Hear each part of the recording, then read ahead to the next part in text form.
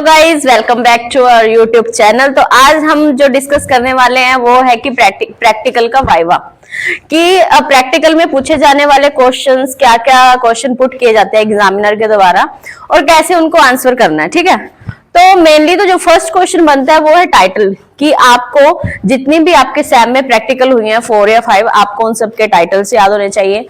Then आपको nature में types और कैरेक्टरिस्टिक्स ये सब याद होना चाहिए। ठीक है, तो उसके बाद आता है हमारे साइकोलॉजिस्ट या राइटर का नेम, कि ये टेस्ट किसने दिया है, गिवन बाय जैसे B.R. चौहान। तो ये सभी आपको नेम भी याद होने चाहिए। ठीक है, उसके बाद आ जाती है एक टर्म आती है रिलायबिलिटी। ठीक है, रिलायबिलिटी का मतलब होता है कि टेस्ट हमारा कितना रिलायबल है। ठीक है, जैसे 70 से 85 किसी का वो आ रहा है स्कोर, तो ये एक गुड टेस्ट होता है, गुड रिलायबिलिटी मानी जाती है। जैसे 60 से नीचे आ रहा है तो ये एक बिलो होती है। तो आप शॉर्ट फॉर्म में कैसे रिलायबिलिटी की एग्जामिनर को आंसर कर सकते हो कि इंटरनल कंसिस्टेंसी ऑफ स्कोर्स, कि अगर हमारे टेस्ट की रिलायबिलिटी 70 to 85 आ रही है तो हमारा जो टेस्ट है वो गुड है, रिलायबल है। ठीक है, उसके बाद है वैलिडिटी। वैलिडिटी का मतलब क्या होता है कि हमारा टेस्ट वैलिड है, कि टेस्ट जिस चीज को मेजर करने के लिए बना है उसी को ही मेजर करे। लाइक अगर कोई टेस्ट एग्रेशन को मेजर करने के लिए बना है तो वो एग्रेशन को ही मेजर करे, एप्टीट्यूड को मेजर नहीं करना।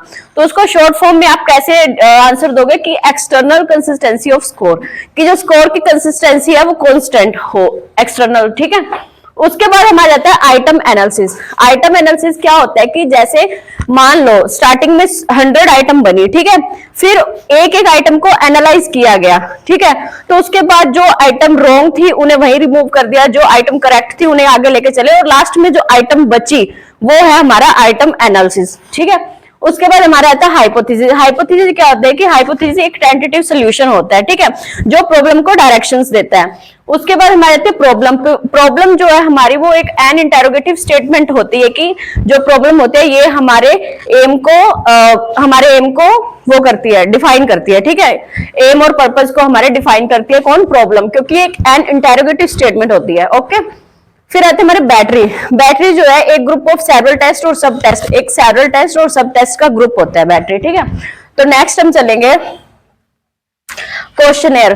क्वेश्चनेयर क्या होता है, एक ग्रुप ऑफ क्वेश्चन, सॉरी एक सेट ऑफ क्वेश्चन। ठीक है, जिसमें बहुत सारे क्वेश्चंस होते हैं, लाइक कोई भी क्वेश्चन लेते हैं हम 50 क्वेश्चन होते हैं, जो एक ग्रुप ऑफ क्वेश्चन होता है, एक एक क्वेश्चन को जोड़ के ग्रुप बनता है, तो उसे हम। नेक्स्ट पॉइंट है वो है स्केल।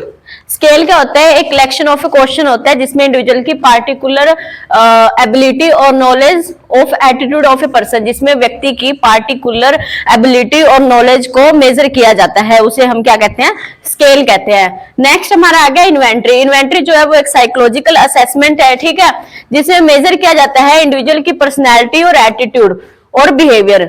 इन्वेंट्री जो है वो एक साइकोलॉजिकल असेसमेंट है जिसमें इंडिविजुअल की पर्सनैलिटी, बिहेवियर और पर्सनैलिटी, एटीट्यूड, बिहेवियर को मेजर किया जाता है। ठीक है, तो जो हमारे नेक्स्ट पॉइंट है वो है टेस्ट। टेस्ट क्या है, a way to check individual knowledge और स्किल।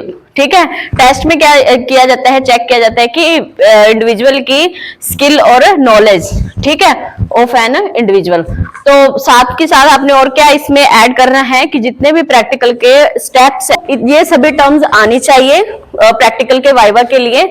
उसके बाद क्या है कि आपको जितने भी वो हैं स्टेप्स हैं प्रैक्टिकल के, जो स्टेप हैं 14 स्टेप, वो सारे स्टेप आपको याद होने चाहिए। तो आई होप कि आप अगर ये सब टर्म रेडी करके जाते हो, प्रिपेयर करके जाते हो, तो आपका वाइवा बहुत अच्छा जाएगा। God bless you, good wishes.